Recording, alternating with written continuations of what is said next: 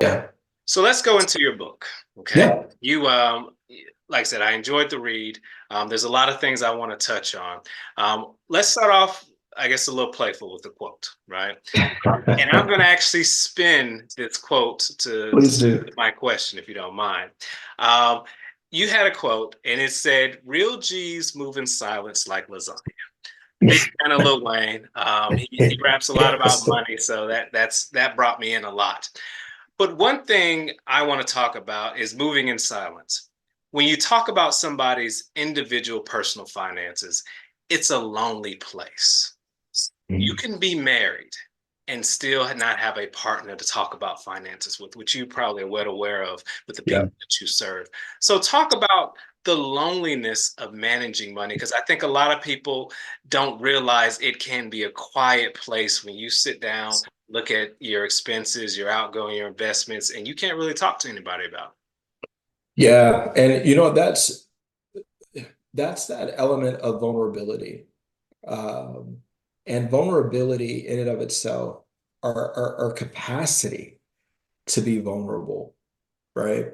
And that vulnerability is our capacity to take on things that may be emotionally difficult to take on. Kind of frames the way that we think about our resources, our money. And oftentimes, money can be incredibly lonely because it's not really money. Money is just a conduit to our hopes, fears, beliefs, perceptions about self. Am I a failure? Am I winning? Am I doing things right? Am I not doing things right? Am I doing something that I really don't want people to know about? So when we start to think about money outside of dollars and cents, and to start thinking about it as this emotional relationship that we have to some type of connection to something, that therein is where it can be lonely because I don't have the safe space to be able to effectively communicate my emotions tethered to my money. So if I find myself in a relationship where we can't have a conversation, where we can't talk about money, it's not that I can't talk about money, is that I can't trust my hopes with you. I can't trust my fears with you. I can't trust my mistakes with you, right? So it becomes lonely because what happens oftentimes with money, and we've navigated these spaces for so long, is that, let's just be honest, it was in vogue to shame people as it relates to their personal finances for a good bit of time. And Dave Ramsey wasn't the first to engage in financial shaming as a way to nudge behavior. Those elements have been around for a long time. But what people don't understand about shame is that the notion of shame isn't that I made a mistake, it's the perception that I am the mistake, right? So shame causes people to hide, which is why I did the TED Talk on financial empathy explicitly. Empathy has always been a construct. But the reason why I did the TED Talk on financial empathy was because we weren't being very empathetic, even though generally we understand empathy in the domain of money, because the domain of money was a domain of shame money. And that's what we had been navigating for a very long time. So I just wanted to call attention to empathy tethered to money to say we cannot overlook this domain because it's not just about money, it's about the story beneath the numbers. And the issue why people go into self-isolation, why it can be lonely, is because nobody wants to hear my story, right? And my story has nothing to do with me to guilt trip anybody or X, Y, and Z. It just means that there's context and nuance to what I'm navigating and why I'm navigating it, um, that should be heard. But we were navigating spaces for a very long time where nobody wanted to hear it. It was either, You either do the right thing or you don't do the right thing. And if you don't do the right thing, you don't care, you don't want to do better. And we're all in the same bucket. Context, nuance, situation, circumstances don't matter. You just need to do exactly what I tell you to do. And everybody do the same thing. And then we all win without addressing these other factors that are at play. And they are numerous, to be honest with you. And things that we don't think about. So for instance, if I come from a family where I have trusted social capital bonding networks, meaning that I feel very comfortable with leaving my child with my mom or my dad or an aunt or an uncle. There are people right now who are preying on individuals. And when I say preying, I mean Prey, not Pray, because of their unfortunate circumstances. That a mom or a dad or somebody is incredibly reluctant to leave their child with said person. And they would rather call out work, they would rather X, Y, and Z to not put their child in harm's way. The rest of society will say that person didn't show up to work. They must don't care about their life or their job. No, they care about the well-being of their child. And they don't come from a system or a network of individuals who are praying, Praing, and providing wholesome, loving support for said child while that child is not in their care. These are real things that happen in certain pockets of society. But then if nobody ever wants to listen to said individual, then how can we even begin to think, oh, well, maybe we need to create better solutions in terms of how we can provide better childcare and all these different things.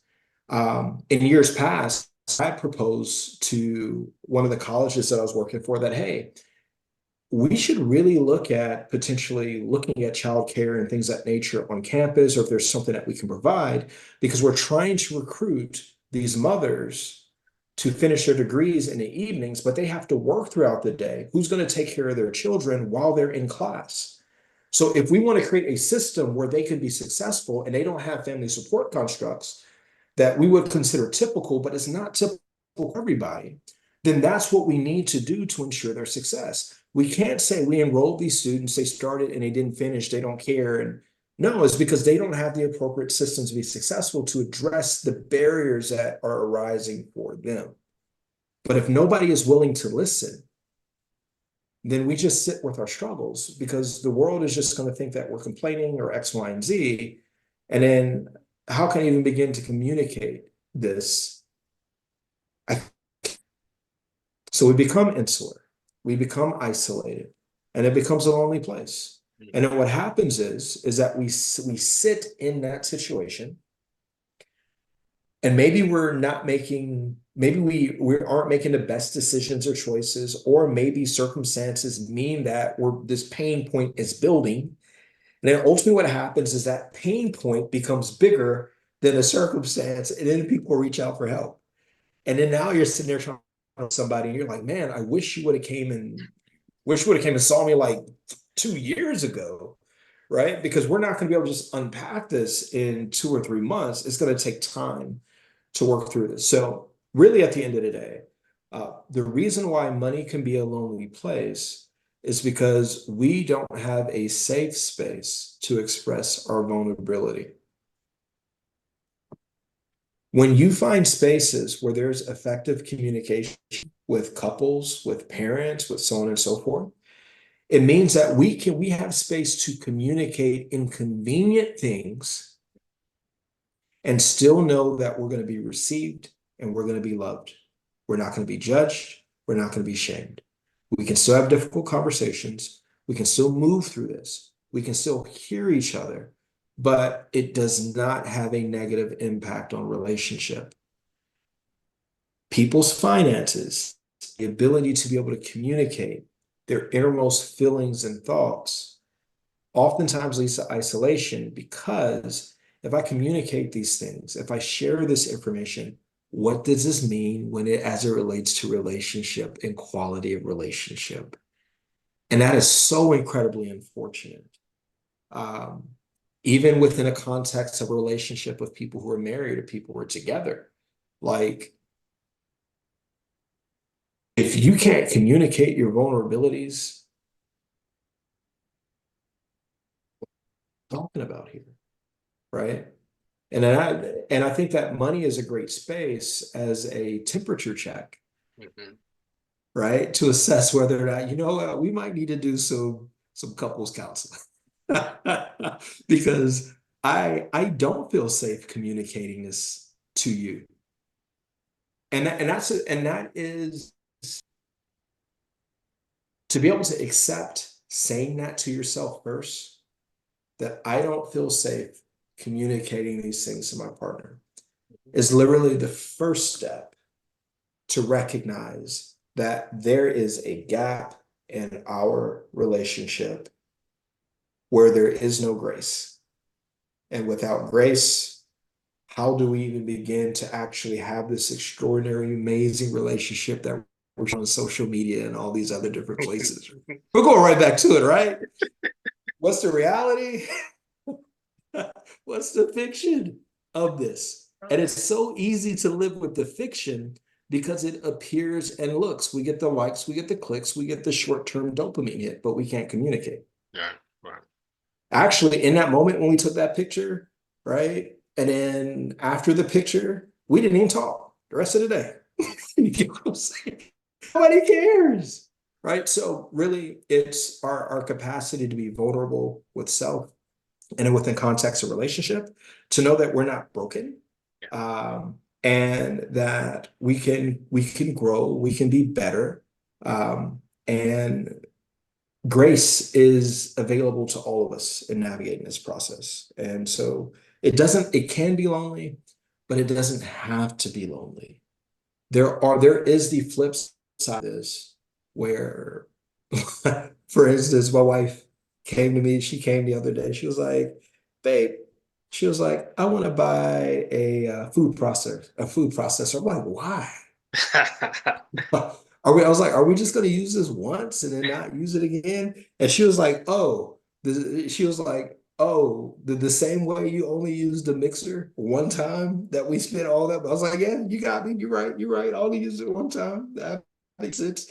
Um, but we've grown to be able to have those conversations. We weren't always able to have those conversations. We have to learn how to incorporate grace and how to actually hear each other's emotion and feelings and desires and wants beyond just the standard things that were just being communicated. What is this connected to? What's the story? Um, and I don't think that there's anything better is to be able to get to a place to where you can be your authentic self in that level of communication. Even if you all don't agree and know that I'm still safe, our relationship is stronger, we're better. And that's a beautiful thing to aspire for. And I think people can get there. It does take time. But it also takes courage. Because the reason why we isolate is because I've communicated and it wasn't received. I wasn't heard. I wasn't seen, right? But maybe that one instance isn't a reflection of all reality, right? And maybe that person who didn't have the capacity to do it then has the capacity to do it now, or is willing to work towards developing the capacity to hear you, to see you, just as you need to develop the capacity to hear and see them. Wow, I think that's good. In your book, you decided to go personal. Yes. Your story. You told the story of your family and some of the dynamics that went on within the family. And then one of the quotes you had, if I had refused to heal my brokenness, I would have served a life of darkness. Yeah, yeah. In our community, of course, there needs to be some healing, but kind of put it in the financial context. Um, if we don't focus on what's broken about our behaviors that do not allow us to build health, we are going to serve a life of not being successful with money. Kind of, can you elaborate on that from your perspective? Yeah, I'll be honest with you. So within a context of what you were talking about, a lot of that piece of it element was stemming from my sister's murder, which was that her Kevin, the father of her three children, they had never gotten married, ended up deciding to take her life, and the motive was child support. He didn't want to pay child support anymore. It was just that's just what it was. So a financially related thing. And as I started digging, what I started realizing was that actually that's more common than I thought, honestly. So these domestic violence or intimate partner violence instances, uh, there's a significant portion that are related to financially related or trigger type events. So for me, dealing with the anger of that was something that internally had literally just kind of changed my energy, my mood, my zest for life, even my desire to want to go out and serve. Like Randall, I'm sitting, after that, I'm sitting here and I'm thinking like, why am I doing anything that I'm doing? Right? Like me going to do another presentation for CFP or for FPA or for Financial Therapy Association or serving in a community and helping all these people and being financially generous, none of that can bring my sister back. Me being a good person, me going to church, me praying, me doing all these different things and trying to be a godly person, that didn't necessarily have any direct impact on any of this as it relates to it. Like what's the point? And that's literally where I was. Like, what's the point? Like, why? Why? Right. And so for me, there was this expectation that I had about the world around me. Uh, that wasn't even really biblical. Now, when I go back and look at the right, because the word says that, the rain falls on the just and the unjust alike, right? Um, but in my mind, though, I'm thinking that if I don't do any of the things that my cousins did, right? If I am a better husband than what I've known other men in my family to be to their wives, if I do X, Y, and Z and X, Y, and Z, then surely we're going to experience these other of life, which I have. But that doesn't mean that life does not happen either. Even as it relates to Tiara, my sister, and how her life was just taken from her. So I literally I battled with depression and I was still actually pursuing my PhD. I didn't stop. I like that whole process. I continued through I didn't take any time off. I didn't do anything, which probably wasn't the best thing. I did go to counseling, started doing counseling in 2015, 2016. And I was kind of off and on. I kind of share that process in a book just to humanize and say, this is what I went through in terms of navigating. But it was this notion of getting to forgiveness and understand that forgiveness was the only thing that can fill the hole. Because otherwise, I was basically spending all my money on food. I probably gained after that incident probably like 60 pounds. And you know what's crazy, Randall? I didn't even realize it. You get like I didn't even realize that I had gained so much weight. I couldn't even see myself. And nobody around me said anything either. Nobody said, "Hey, Mike, are you okay? Like you get what I'm saying? Like that wasn't normal, right?" And so what I realized is that if we don't, not just with that, but working with clients and doing a lot of different work in this space, is that if we don't deal our emotional and psychological wounds, what happens is that we use money to self-medicate. And money does not have the power to heal us.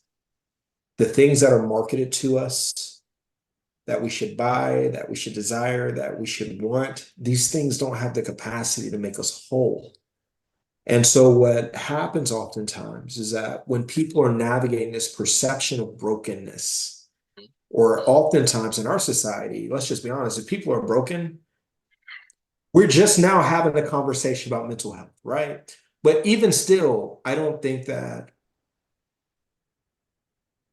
it's a convenient conversation about mental health. Because when you actually have family that deal with mental health issues, you know that this isn't every day. You need to take your medicine. They're going to relapse X, Y, and Z, and we're going to be playing this game for the rest of their lives, right? That's the real side of this that is the inconvenient piece of the people actually doing the work, working with people with family with mental health is a very real thing. But in our society, when something's broken, we just throw it away. Let's just be honest. Most people do not have the patience to deal with brokenness, which kind of goes back to your previous point. Why people isolate and it's a lonely place because we don't want to be perceived as broken, because we know what we do to broken people in society. But for me, to deal with that brokenness, that perception of brokenness, I was never broken, but I perceived myself as being broken. Was that I had to I had to really engage with the notion of forgiveness on a level that I'd never contemplated before. So I was reading my word, and there was the story of the two gentlemen who were crucified with, and then the one was saying, "Hey, you know, basically, can I come with you into eternal life?" I don't know what that man had done throughout his life to be crucified, how treacherous, how much hurt he could have caused another individual, another family. But yet, on that cross, Jesus said, "Yes, you can come with me in eternal life." And I know that hit me hard because what I had to reconcile with the fact from a faith perspective. This is not going to be for everybody, but I have to be honest about how I navigated this process. From a faith perspective, what I realized is that if Kevin, at any point in time while in jail, repented for what he had done to Tierra, God, the person that I claim to have faith, would forgive him. Yes. You talk about paradigm shift. You're talking about having to sit with the reality with something and to really actually engage in this notion of faith at a very different level that's not convenient. And that's when I not came up with, but that's when that whole mantra of love, even it's inconvenient, is one of the first elements of the book that when I acknowledge my sister, that's where that comes from. Love is even when it's inconvenient. And so I had to embrace forgiveness. Um, and then once I did that, and the weight came up, when the weight came off of my shoulders, what happened is that gradually over time, my behavioral patterns started to change. I wasn't as frustrated. I wasn't as trying to search for answers. I wasn't just kind of navigating this space of feeling lost because I couldn't reconcile it all. I couldn't make sense of it all. But I had to forgive so that I can move forward because otherwise I would have continued just spending my money up on stuff for temporary pleasure because I wasn't wanting to address any of the pain that I was dealing with. Um, and what I find in my work is that we self-medicate in a lot of different ways. It may not be food for some. Um, we can self-medicate by buying stuff. It can be food, it can be alcohol, it can be clothes, it can be cars. It can be a lot of different things. But self-medicating doesn't heal us, right? It doesn't make us whole. The beauty happens is that when you place of healing, that oftentimes takes counseling, some therapy, or whatever it may be. Everybody's process is going to be different there. Yeah. What happens though is on the flip side of it is that we actually see our money grow and work for us and provide joy and fulfillment and satisfaction in ways that we had always hoped for it to, but not because we're dependent upon it to, if that makes sense. So it's like I have joy and contentment within my life, and the things that I can add on with money are icing on the cake, right? So it also helps us to kind of disconnect perceptions of self to things and money and resources because it doesn't become this saving grace or this salve, so to speak, to heal the wounds that we have. Because in doing so, we become dependent upon it. And unfortunately, I feel like so many of us have kind of become dependent on money to solve or to address or to deal with some issue that we haven't addressed, and we never receive the level of satisfaction with it sustainably that we hope for. But we just double down and continue to do more of the same thing instead of stepping back and saying that, you know what, I may need to do something different. Makes sense. That makes sense. Now, you did a lecture, TED Talk on empathy, and this is kind of surrounds empathy. And just to reveal a veil in my world, there are some advisors who will not deal with our culture because they say it's too hard. And Mm. as we discussed in this conversation, it's not really our culture. It's that individuals who are in poverty or first generation wealth display certain types of behaviors. So one of the quotes in your book is, most people are trying to do the best they can with what they know. And embracing that reality is the beginning of empathy.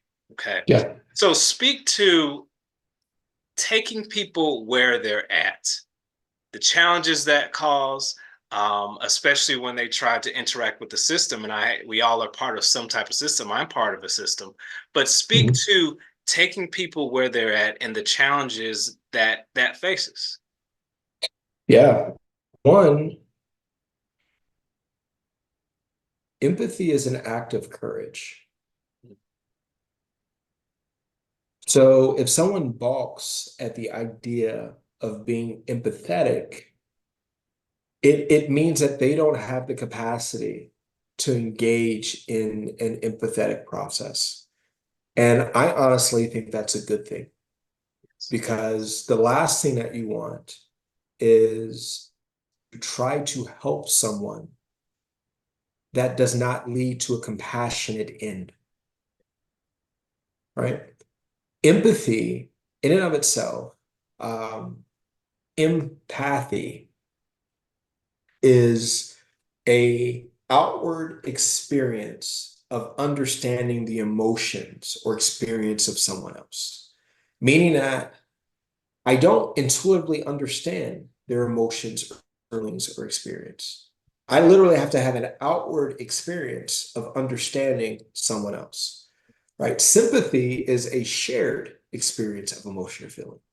I understand that emotion. I understand where you're coming from. I got you. You know what I'm saying? And it's more of a self thing, right? Emotionally and otherwise.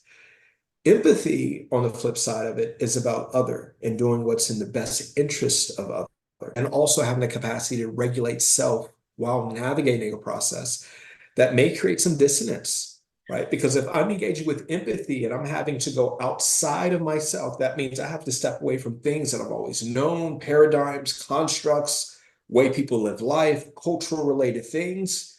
So I'm stepping outside of what I know to get to know someone else and not even knowing whether or not they're going to receive me for doing so. And there And could then be also, consequences. is consequences, right? Think about it. And if I step out of self in my own systems and people are questioning, why are you going over there to sit with them? Right? I don't understand why you're doing it. So now what's happening is that when people engage with empathy, they can find themselves stuck in the middle. One group that doesn't know if they should trust you, right? Because you're doing too much, it feels like to them. because they're not used to people trying to come and understand or know them, or if people are, they're trying to take something or get something from them. And then the people that you've navigated or currently navigated may not understand or get you because they're like, why would you want to go help those people? They don't care. They're beyond help. They're X, Y, and Z. Let's just move on. Right. So empathy is an act of courage because oftentimes people don't prepare for the middle space of empathy, which is where they find themselves. And they really have to make a decision at that point and say, am I really here for the right reasons? And if you are here for the right reasons, you'll navigate that middle space long enough to where what happens is that you start to bring both of the ends closer together. It's not that necessarily you drift, right? Is that you bring the people who don't understand closer to an understanding of people that they don't know. And people that you're wanting to know and understand, you bring them closer as well in this process because of your love and your grace and your compassion in terms of understanding their needs. Now, what does Uh, it take to navigate that middle space? I'm uh, speaking of yeah, just somebody yeah. who, let's take somebody who was of a different race going into that middle space. You can, socialize from your normal group could get, not want you. The group that you're trying to think doesn't want you. And even somebody, yeah, how do you navigate, sustain that? Because that takes a level of comfort. It's like it's a lot. Yeah, yeah. It's this is the thing. And I can we need to do more work there in terms of unpacking that middle space. Um, but my experiences have been in terms of engaging in empathetic space, sitting in that middle space, it has to come from or rooted in a personal conviction for something more or something greater than self. So yes, I'm wanting to help said person, right? But in helping said person, it also has some bigger, higher arching mission or vision as it relates to this as well that benefits beyond what we can visibly see. It's no different than if somebody is honestly a entrepreneur and they're navigating and wanting to build a business and you get to that messy middle. We intuitively know what this is, right? We all get to the middle of a race and we have to literally decide, am I going to continue to fight through this? And what is that why for you in doing this to begin with is going to get challenged. And I don't know if there's an easy way for someone to navigate that process beyond just having a very clear and resolute why and then also understanding that there could be consequences in the short term in navigating this that's not going to make it feel as if I'm getting closer to the goal, even though the very process of getting in that messy middle piece of this is actually driving you closer to the goal. It doesn't feel like it doesn't look like it, but you got to get to that space to even begin the process to begin with. And it is uncomfortable. And we just have to prepare ourselves for the discomfort and constantly remind ourselves when I'm feeling discomfort that this was never about me to begin with. This is for something much bigger than me. Because what happens is that when it becomes about me and my emotions and my discomfort and my dissonance, we are no longer navigating empathy. And that's what I call a pseudo empathetic response. It starts off empathetically, but we get into that middle piece of it, and then it becomes uncomfortable, right? And then we start deviating away from what's in the best interest of the individual or the person or the group, and we start doing things that make us feel comfortable, right? And so I don't know if there's an easy way around it, except for understanding that you will find yourself in that space. And then you have to actually you have to learn how you have to actually self-regulate your own emotions as you're navigating this space to stay the course to do what's in the best interest of someone else. Yeah, I think that's important. And I also think you have to give leeway to somebody who's in that space time to mess up. They're gonna say the Absolutely. wrong thing. They're going to make you feel a certain way. And I think empathy has to go both ways. And I don't Yes. think society and our cancel culture Well, is this about is the thing. This is the thing. For someone who is engaging empathetically, I cannot expect someone else to engage empathetically towards me. correct. Right. So, and that's where when we say courage, that's why I led with courage. Mm-hmm. Right. Because what's going to happen is that if I'm engaging with somebody that I'm trying to do something in the best interest for them, but yet we historically haven't had good relations with said person or group of people, I can't expect for them to lean into me compassionately and to even see what I'm trying to do initially. It's just that's just not how this works. What ultimately happens is that once we've developed trust and rapport, which takes time, then what happens, no different than what Maya Angelou said, and I alluded to this in the book, is that people often don't remember what you said, they remember how you made them feel, right? So when we navigate this space of empathy, what happens is that we create an emotion feeling in someone else that gets to a point to where it creates dissonance in them, because what that dissonance is that there is something compelling me to trust you, and there's a part of me that's saying danger because I've been told not to trust you. Yep. Right? So that person is navigating their dissonance while they're trying to figure out whether or not they can begin to trust. And so for an individual who is going to engage empathetically and to be compassionate to someone who is developing the capacity to trust, then that person who is engaging empathetically is the epitome of a leader. And this is the best way that I can describe it. I've seen people be more empathetic with dogs than human beings.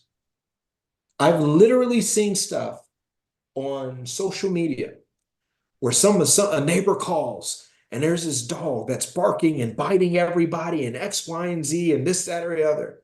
And you have this person who shows up and he says, that dog just needs to be loved. They walk in to the fence. The dog is pacing around, snarling and growling. And it was like, you know what? He's been hurt. He's been X or she's X, Y, and Z. This is a response that I would expect. It's probably going to take maybe a couple of days before this dog will trust me, but I'm going to keep showing up and I'm going to gradually close the distance with the dog. And then they'll do it. They'll show it over a couple of days. Day one, I'm this close and I'm just going to sit here. Day two, I'm going to get a little bit closer.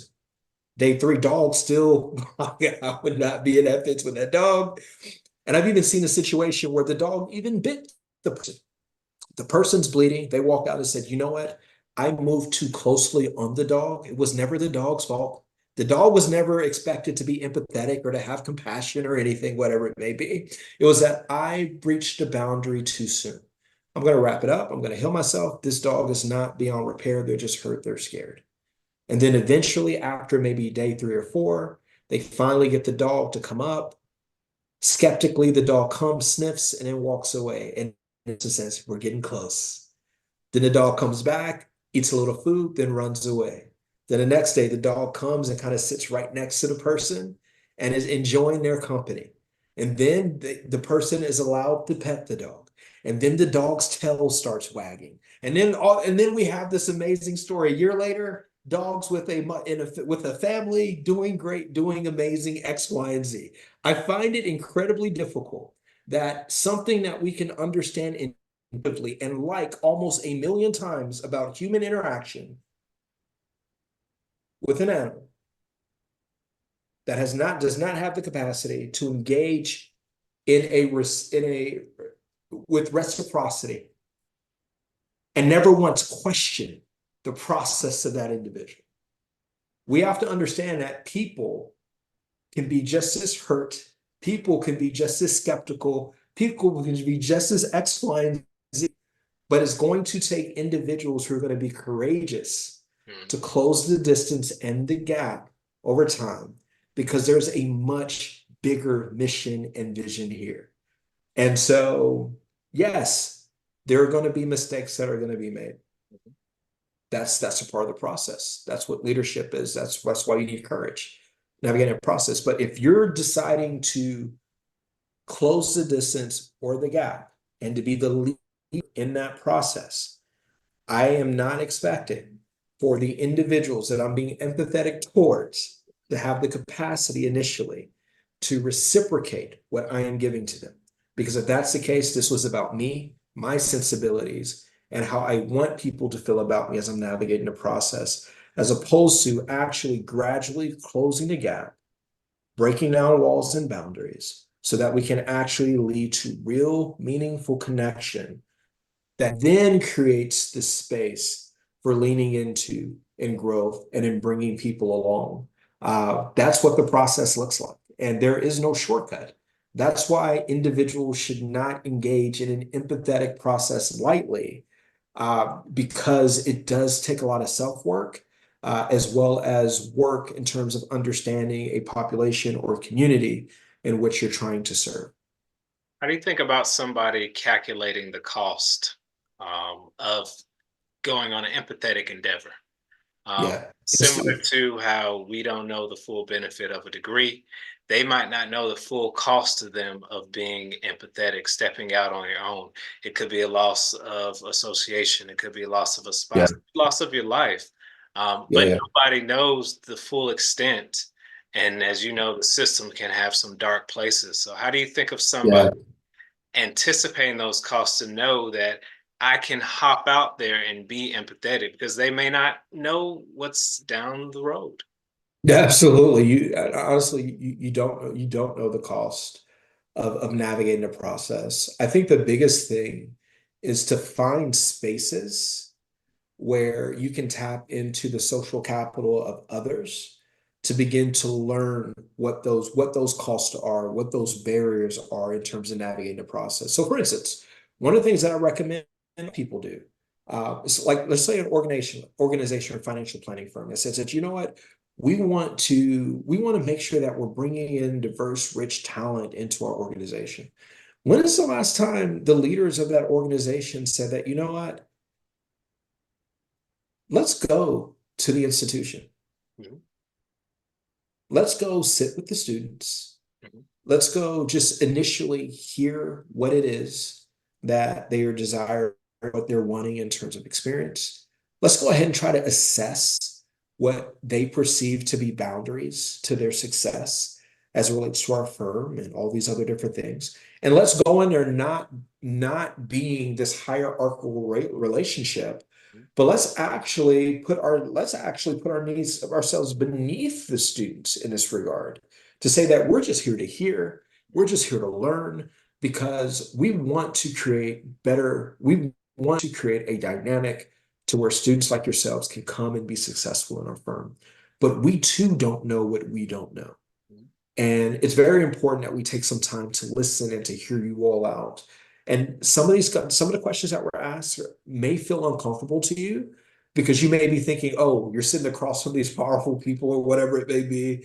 And isn't, no, we really need to have honest conversations, because we're really serious about this work that we want to endeavor into, but we don't understand what it is that we will need to do to be able to make this successful. And so we're here to listen. That is a safe space to do that. And to me, outside looking in, it's not that hard. We can find these spaces to go listen, to hear and get feedback and understand what we're dealing with, and to speak with the appropriate people. Like, the navigating the space isn't really that difficult. What ends up happening, though, is just like with anybody else, we're all bounded by time, energy, resources, efforts, so on and so forth. So the idea of doing those things sounds good, but within a context of our lived lives, what we already have planned and scheduled, we never get around to it, right? And Do so if we you don't do think that, there's some other things to that as far as so let's say I was a predominantly Caucasian firm and I wanted to Mhm. introduce more minorities into my firm. Um, I've always had a practice at my firm where I take my employees to my home. How does my Love wife it. feel about that? How does my kids feel about that? My clients have always had Caucasian um, um, advisors. How do they feel about that? My vendors who associate with me, all these other aspects, because those are the real costs. And let me not say those. Yeah. Those are the costs that may cause the most harm. Uh, Mhm. and how do you think about like assessing that cost? Because, but then that goes to your original point: is who's going to invest that time? Yeah, it is. It is. So, and that's the thing. When we when we talk about empathy, empathy isn't just a word. It isn't just a moment of an interaction. It literally is, if we think about this, it's an entire process in which we are thinking about systematically how we want to ingratiate ourselves with other that is different from self. And to be honest with you, oftentimes there isn't any real way initially to know how any individual is going to receive what it is that you are trying to do in order to ingratiate yourself. So for instance, if you're working with, so let's say you go to, let's say you go and let's say, I'm going to flip it just a little bit here. Let's say that you're a white individual and you're going to go to HBCU. Yep. And your expectation is that you're at this HBCU and all these kids come from poor backgrounds. Yep. That's not true. Correct. Right? So now if I go in and my perception initially is that many of these kids come from poor backgrounds, they don't have X, Y, and Z, this, that, or the other. I literally may be sitting in a classroom where maybe four out of the 10 individuals, maybe one dad's a doctor, one dad's a lawyer, one dad's X, Y, and Z, this, or the other. They completely get social codes and social norms and other dynamics, this or that, or the other. And for them, they would actually be able to come onto my firm and actually project and navigate and do all these other different things well. So me even making the assumption that this group is a monolith, right, without first understanding anything about the group and needs, then I can be making faulty assumptions to begin with, right? So that's why creating these intermediate spaces where we can come and listen. So let's, for instance, you have a client or something like that you're willing to work with. Well, what's a great intermediate space to be able to engage with someone as opposed to before you ever bring them to your home, right? Maybe it's an intermediate space could be just a place to go get coffee, right? It's where do you prefer? Do you have a special place that you like to go to or X, Y, and Z that makes you comfortable, this or that, or the other? And you go and you start there with those spaces because it's safe for them, it's familiar with them, right? Mhm. And then in that moment, you get to then unpack, get to understand, get to learn more about an individual. And then you get to understand, all right, where are the boundaries here? All right. So for this individual, yeah, absolutely would be great if I invited them over. I think that they would get a kick out of it. They would love the whole experience. It would be great, this, that, or the other. But for someone else, it actually may take a few more times to actually help them to get comfortable with you, understand you. And then also, let me be, we could go in a completely different lane with this. Somebody who doesn't come from much, you bringing them into your space, especially if you have a really, really, really nice home, right, can actually cause for them to feel like, man, I don't even know if I should be here, right? I'm driving up, right? I'm like I'm pulling into the driveway area. I'm like, oh my goodness, this is overwhelming for me, right? So what happens is that when we kind of create these spaces, then we can kind of reveal things about ourselves to help somebody understand both the what I've been able to create and build based on the work that I've done, but then also for them to also be able to see you as that, you know what, Randall is actually just a main individual human being. And his lifestyle and the way that he engages is not an affront to me or anybody else. This is just a reflection of his hard work and the amazing work that he does to be able to build this. You know what? I so want to be able to do something like this for me and my family someday. And by gradually onboarding someone with the relational side of it, especially for someone who doesn't, if someone doesn't come from much, and seeing where you are, it's not as jarring and it doesn't create a whole lot of internal dissonance for them because they see you as being just the amazing individual that you are and someone that they can aspire to be like. As opposed to if you never really engage with them and you just bring them into your space, they can take it whatever their dissonance is going to cause for them to take that emotionally to get back to a safe and secure place, even though that may not be the truth about who you are. So getting back to homeostasis for them is believing that, oh, Randall must be a sellout. Randall must be X, Y, Z. Because if that is their mental depiction of a black individual being wealthy or something like that, right? Then you don't have any way to diffuse that through actually building real relationship with somebody. Causes for them not to lean into what they've always known about their perception about you or other. I think I was leaning more towards the association. So not the individual who's being empathetic, not the student who could potentially be an employee and going through those emotional things, but more about the individual being empathetic and his loss of association, whether it's family, whether it's coworkers, Yes. whether it's Yes. Yes. clients, Yes. whether it's vendors. I don't think, like, how does somebody account for Good point. that cost? Because I really think Yeah. when you talk about firms hiring outside of their box, that is what they're most fearful of. It's Yeah. not Yeah. No. that somebody's going to act up per se. Yeah. That's a really good point. I was at the CFP board this past year, and I was actually speaking to that very point because that's again that kind of gets back to that middle piece of it.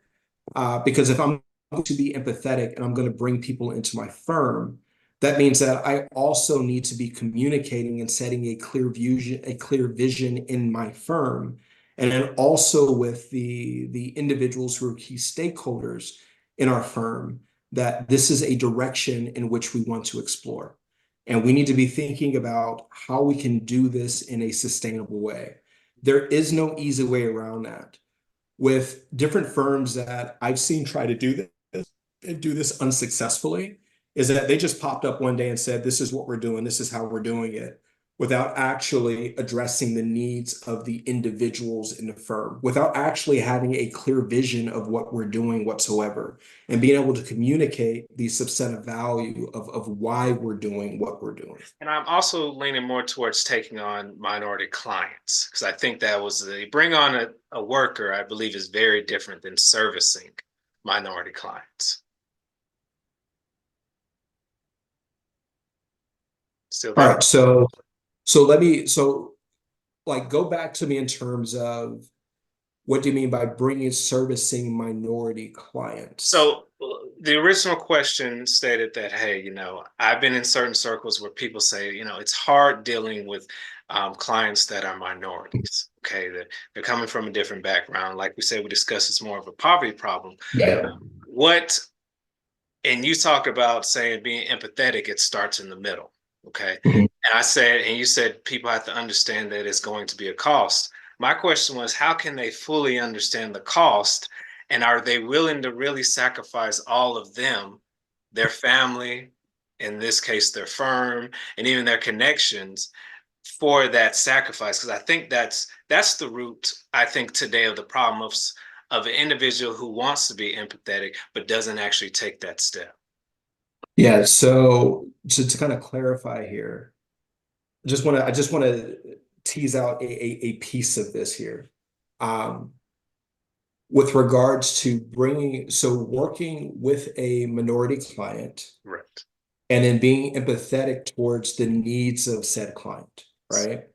So all minority clients are not created equally. Right. And when we engage in empathy, I think that individuals have certain levels and certain capacities for being empathetic. No different than working with any other clients that you would work with. If you're onboarding someone, you're trying to figure out whether or not they're going to be a good match with regards to your capacity to be able to serve their needs. I don't think that that's any different in terms of working with diverse populations, in terms of onboarding people into your firm. If you're going to bring someone on, you cannot bring somebody on that you do not have the capacity or the know-how to effectively work with. It is not the goal. The goal of empathy, the goal of empathy is not to bring someone on and to kind of figure things out in a haphazard way that ultimately can not be a positive experience for you or the other person. This takes a lot of upfront work. So an organization's responsibility would be, okay, we want to expand the way in which we serve other clients. But now what we need to think about is based on our capacity, our know-how, our ability to serve, what would be the avatar of this first onboarding of individuals that we want to serve? And then through that first onboarding of individuals that we serve, because we have more of a capacity to effectively serve them, then we figure things out. We learn things through working with these clients, and it potentially could use these clients as a way to onboard other clients and help us consider ways to where we can tool up so that we can effectively address the needs with maybe a slightly different variation of an avatar of that particular client. So there's this gradual onboarding process of individuals that meets our capacity to be empathetic and to compassionately serve needs. And I think that that is the most effective way to navigate this process. What we do not do is just bring people on under the guise of we want to love and care on people without understanding it. It's like bringing a fish home and it needs to be in a particular type of water. The X, Y, and Z needs to be this and that level. And you just come in and put tap water in a bowl and toss the fish and say, hey, welcome home. That's just not how this works. So the issue with empathy oftentimes is that we want to nudge people to jump in, to care for, and to love on people that they don't have the capacity to actually care for and love on. You can have the greatest intentions all day, but if you actually don't have a plan and you actually haven't thought through what is it that we have the capacity for, and to try to effectively align capacity, product market fit, so to speak, with advancing this cause, it's not sustainable. And what happens is that an individual or an organization says, well, you know what? Well, we tried, that didn't work out. And then an individual coming in says, you know, well, I tried to work with them, that didn't work out. And then we're just further apart than we were when we started to begin with. So for me, it's more of that, who's the avatar based on our capacity to serve this individual or this group, and then gradually build our capacity from there. All right, for our last question, you mentioned this a lot in our conversation. Black African Americans are not a monolith. We come in many different shapes and sizes, background, and upbringing. And what we also discuss is what's kind of put in our face as far as media. Speak to, we do come in different shapes and sizes. There are other people we can look to for guidance on what we want to be. Kind of speak to that a little bit. Yeah, I think what's interesting is that there was a Facebook post that someone shared with me the other day, and it reminded me so much of home. And there was an individual, you couldn't tell if they were black or white or whatever it may be, and they had a sock on their hand, and they had made a snowball with the sock, right? And the beautiful thing about that piece of imagery was that almost everyone on my timeline made a comment that they had done that before. Talk about white, black, Mexican, it doesn't matter, all the way down the timeline. And and I think that's the power, and I'm getting this in a roundabout way. That shared commonality is that there are these threads that are very human, that are rooted in humanity, that are shared experiences in the way that we navigate the world. One of the biggest differences, though, when it comes to navigating, especially the Black community, is how those experiences are internalized. Mhm. And I think that therein lies the rub as it relates to interactions with individuals who are other or separate from ourselves, or even within group dynamic, is that within Black culture, there are a lot of shared experiences as we navigate things. How we internalize those things Mhm. can be so incredibly different. So at the start of this conversation, you had asked me about my upbringing. I shared with you that, seeing my cousins engage in things that they engaged in turned me off. Um, Seeing aunts and uncles experience things that they experienced turned me off, neighbor. And I internalized that in terms of don't do that, do things to support your community, do things to build your community up. However, I can't say that I have other friends who navigated the same community that I navigated, um, that internalized our experiences in a way. Some of them were just like, I don't care. I'm going to get mine. I'm going to do me. I don't care about that person. All right. I don't care about an aunt or an uncle or whoever it may be. It's all about me. I'm going to live my life. And when there's no familiarity with a group to get close enough to understand the commonality experiences, but variation of internalization, the safest to do is to assume that everyone is the same.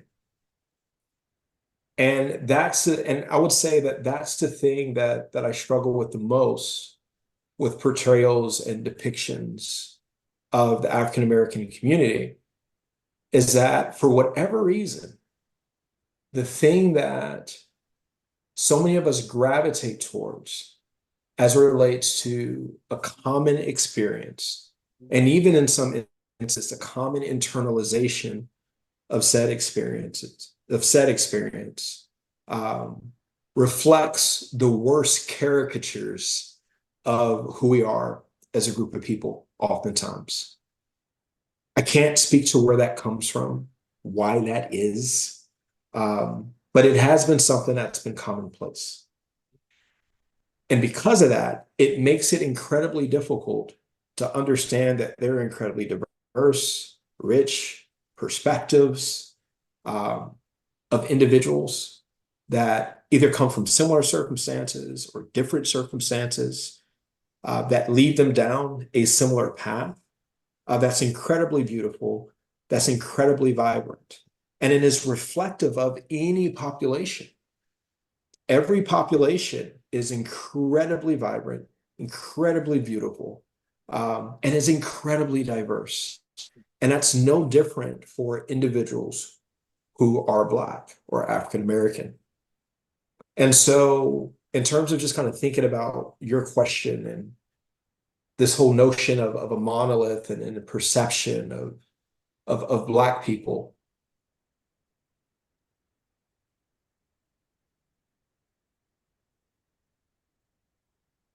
it is incredibly, and this is something you said earlier with accounting, and I so get the point as I think about this. Accounting, now that I think about it, was not cool. It's not cool. Is that a sexy major? Is that I can't compete with Drake, No, no. Randall.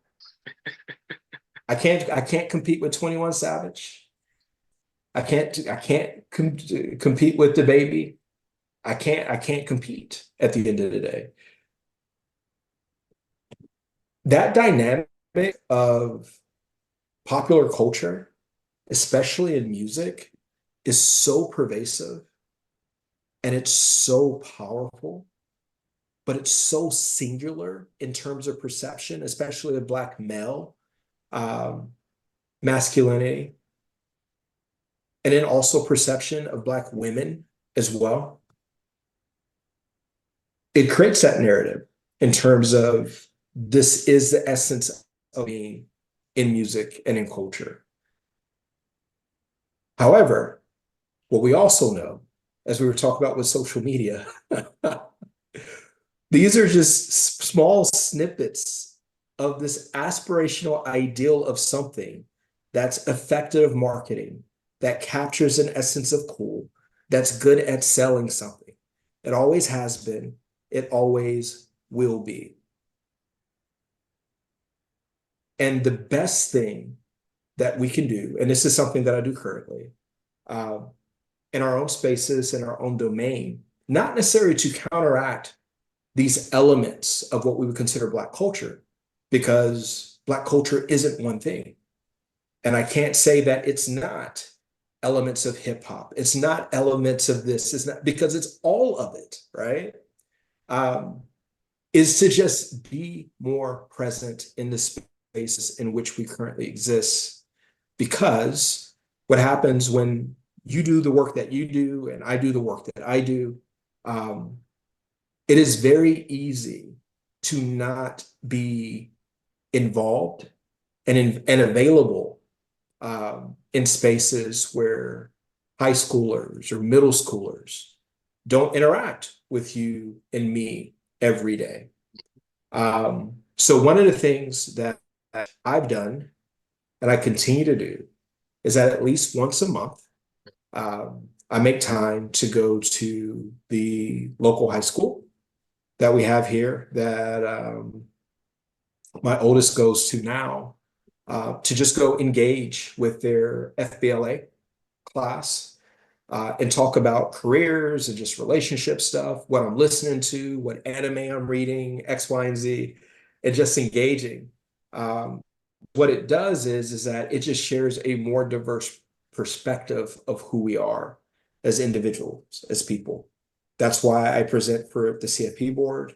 That's why I'm always very intentional about being in spaces where maybe I'm few in terms of being an African American individual, because I need to be there just as much as I'm in predominantly Black spaces, uh, being present and just demonstrating and showing the rich, diverse background and makeup that we are, but then also advocating for others who are different from me and saying that there's nothing wrong with individuals who want to potentially dress a certain way or listen to certain music. And these individuals are hardworking individuals that are making the country and the economy go. Just dress the way XYZ doesn't mean that they're not paying taxes, or which is odd because I get that question a lot on social media when there are debates. It's like, well, do you pay taxes? Yeah, I actually do pay taxes. It's funny to me. But I think that there's that element of knowing that I know that I don't think that I can change the world, Randall, but I do believe each and every day that I can have a favorable and positive impact on one person. Being authentically myself, a healed version of myself, an honest version of myself, and knowing that it is perfectly okay to be uniquely me, regardless of the setting, right? And that is the only thing that I can do honestly and consistently every day of my life to at least expand people's perceptions of who we are. And that's what I do. That's what I stick to. Love it. I love it. Well, I definitely think this conversation definitely showed a different perspective than what's regularly shown. So I'd like to thank you, Dr. Michael Thomas, for joining me here today. Is there any way, tell them any information about you, how they can reach out to you, how you like to be connected with or interacted with? Yeah, yeah. The best way to contact me, interact with me is through LinkedIn. And you can pull me up, Dr. Michael Thomas, and just add UGA to it. I'll pop right up on your screen. And I would definitely love to connect. If any of you all are interested in reading a copy of my book, you can go to blackfinancialculture.com, and it will link you to the Amazon page and all that good stuff. But it share a little about my background, the why behind the book. And what I think is important for people to understand is that even though this book is Black financial culture, that term Black has multiple meanings. And for me, one of those meanings is Black absorbs light to create warmth. And one of the reasons why I wrote this book was that regardless of your background, your ethnicity, or who you are, you can actually read this book and get a lot out of it, even though you're not Black. And I think what's fascinating to me, and which is why I stuck with the title of the book, was that so many people read it and said, well, I don't know if this book is for me. And what's fascinating when people say that is that I've never heard anyone say that about a book where it talked about the laws of Jewish wealth. None of my peers who've ever explored certain different types of cultures, Asian culture, right? Whatever it may be, to learn something new about something or someone, to find a common thread of humanity. Never said that, that book isn't really for me, but no, like there's a thread of humanity that's for all of us in diverse experiences that is for everybody. That is actually uniquely for you, whether you're Black, white, Hispanic, so on and so forth, because these threads are powerful threads that actually have connective tissue that many of us will actually be able to see ourselves in. The reason why I entitled it, though, is because I wanted for you to see yourself in something that was the makeup of this notion of Blackness, and to say that I'm connected and drawn to that, and to say that as a powerful and uplifting and healing and growth thing, and that be your ongoing connection to Black culture. And I think that that's incredibly beautiful. And I hope you decide to pick up a copy. I like that explanation. Thank you very much for joining us today. Thank you, sir. I appreciate you, Randall. Keep up the amazing work, man. Thank you. Thank you.